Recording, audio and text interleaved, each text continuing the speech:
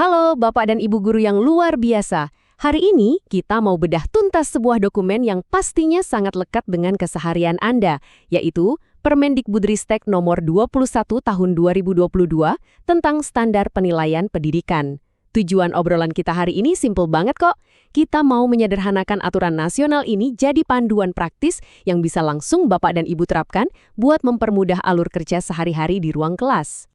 Oke, let's dive into this. Perjalanan kita hari ini bakal ngelewatin 4 poin, mulai dari prinsip utama, bedanya formatif dan sumatif, prosedur pelaksanaan di kelas, sampai ke tahap akhir, yaitu pelaporan dan kelulusan. Kita langsung masuk ke bagian pertama ya, prinsip utama penilaian pendidikan. Nah, kalau menurut hukumnya, penilaian itu diartikan sebagai proses ngumpulin dan ngolah informasi buat tahu persis apa sih kebutuhan belajar, capaian, dan hasil belajar murid kita. Jadi, poin pentingnya di sini, penilaian itu bukan sekedar momen buat bagi nilai ujian atau ngelabeli anak yang pintar dan kurang pintar. Sama sekali bukan. Ini tuh proses aktif buat nemuin apa yang sebenarnya dibutuhin siswa supaya mereka bisa terus berkembang. Buat wujudin itu, Pasal 2 menetapkan 3 pilar yang mutlak harus ada. Penilaian itu harus berkeadilan, objektif, dan edukatif. Saya pengen kasih penekanan khusus di pilar edukatif nih. Edukatif di sini artinya, hasil yang Bapak dan Ibu dapat itu harus aktif dipakai sebagai umpan balik buat perbaikan proses belajar mengajar. Jadi bukan sekedar vonis akhir buat anak. Nah, yang bikin slide ini menarik banget adalah gimana teks aslinya secara tegas mendefinisikan berkeadilan. Aturan ini bilang, kalau penilaian itu benar-benar harus bebas dari bias. Nggak peduli apa latar belakangnya, identitasnya, atau kebutuhan khususnya, setiap anak berhak dinilai murni dari usahanya sendiri. Benar-benar adil dan tanpa prasangka. Lanjut ke bagian kedua, formatif versus sumatif. Mari kita bandingin keduanya. Formatif itu tugasnya mantau dan perbaikin proses belajar yang lagi jalan. Dan yang paling penting, ini wajib ada di semua jenjang loh, termasuk PAUD. Sebaliknya, kalau sumatif, itu kan tujuannya buat menilai capaian akhir kayak kenaikan kelas atau kelulusan. Nah, sumatif ini cuma berlaku buat pendidikan dasar dan menengah aja. Catat ya, Bapak Ibu, evaluasi sumatif itu sepenuhnya ditiadakan di tingkat PAUD. Nggak ada.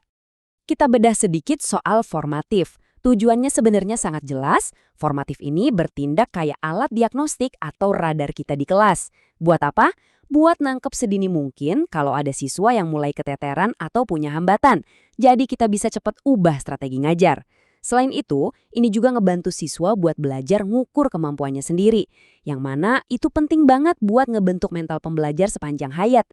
Di sisi lain, kita punya penilaian sumatif. Kalau yang ini bisa dibilang metrik pamungkasnya. Dipakai di akhir periode, tujuannya sangat tegas. Ngukur apakah tujuan pembelajaran udah benar-benar tercapai. Data dari sumatif inilah yang secara resmi jadi penentu apakah kriteria seorang siswa buat naik kelas atau lulus itu udah terpenuhi atau belum. Terus gimana eksekusinya di lapangan? Kita masuk ke bagian ketiga, prosedur pelaksanaan di kelas. Sesuai aturan, ada 5 langkah berurutan yang mutlak harus dijalanin. Kita mulai dari nentuin tujuannya apa, terus milih atau bikin instrumennya, lalu mulai dieksekusi penilaiannya, abis itu baru kita olah hasilnya, dan terakhir ya dilaporkan. Kelima langkah ini harus mengalir selaras dan jadi bagian gak terpisahkan dari rencana pembelajaran harian Bapak dan Ibu. Coba perhatikan baik-baik, kalau kita merujuk ke pasal 4 dan 5, ada satu poin kepatuhan yang ditekankan banget.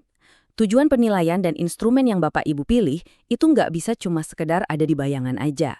Semuanya harus tertulis resmi di perencanaan pembelajaran. Dan tentu aja, instrumen yang dibuat harus benar-benar spesifik, menyesuaikan dengan karakter dan kebutuhan anak-anak di kelas saat itu juga. Tapi tenang, buat yang mungkin ngerasa, wah jadwal evaluasi bakal kaku banget nih. Pasal 6 justru ngasih kita fleksibilitas yang luar biasa. Pelaksanaan penilaian itu bisa dilakukan sebelum, di tengah-tengah proses atau setelah pembelajaran selesai. Artinya, kendali penuh ada di tangan Bapak Ibu. Nggak usah nunggu sampai babnya habis baru mau ngecek pemahaman murid-murid. Akhirnya, kita sampai di tahap penentuan, bagian keempat, pelaporan dan penentuan kelulusan. Menurut pasal 8, semua hasil kerja keras tadi dirangkum jadi satu, namanya laporan kemajuan belajar. Ingat ya, laporannya ini bukan cuma deretan angka, tapi hasil olahan data kuantitatif yang digabung sama deskripsi kualitatif.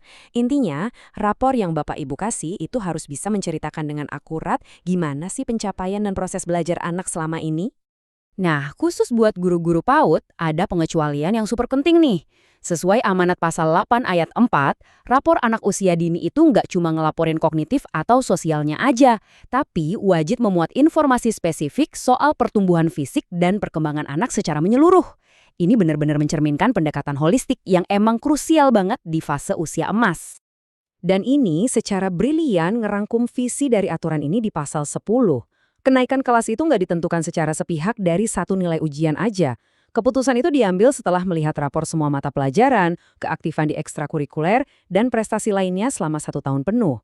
Konsep yang merangkul keseluruhan ini juga dipakai buat nentuin kelulusan, tentunya dengan fokus di kelas V dan VI buat SD, dan seluruh tingkatan kelas buat SMP dan SMA. Nggak kerasa kita udah di penghujung materi. Dari semua yang udah kita bedah tadi, kelihatan banget kan kalau standar nasional ini pengen bawa kita ke sistem yang jauh lebih adil dan penuh umpan balik. Sebagai penutup, mari kita renungkan satu pertanyaan ini bareng-bareng. Sudahkah evaluasi Anda di kelas benar-benar objektif dan edukatif? Pertanyaan simpel tapi maknanya dalam banget buat perbaikan praktek mengajar kita ke depan. Terima kasih banyak udah ngobrol bareng saya di panduan praktis ini, dan selamat mencoba hal-hal baru di kelas Anda masing-masing.